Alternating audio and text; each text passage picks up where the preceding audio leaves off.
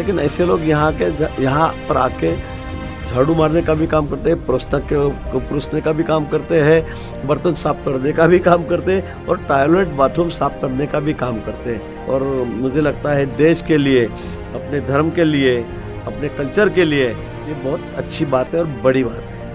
You know, who've selflessly given up everything to be a part of this beautiful journey. आयोजन होता है पर सबको छूना जो है, पर्सनल टच जो है, ये हर व्यवस्था से नहीं है। इसके लिए कुछ अलग सा माइंडसेट चाहिए और ये मुझे लगता है कि BAPS की खासियत है।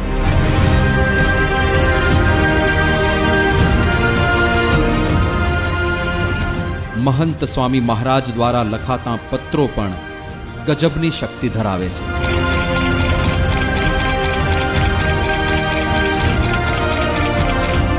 તેઓનો એક પત્ર પણ હજારો ચમત્કારો કરવા માટે પર્યાપ્ત બને છે।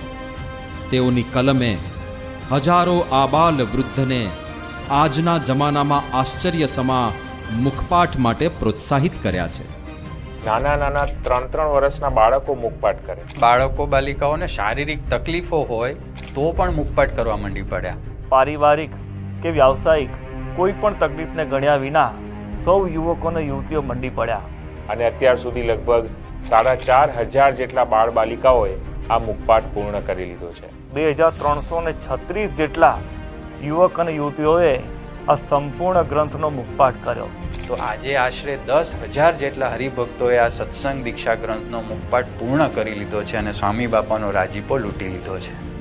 આ કલિકાલમાં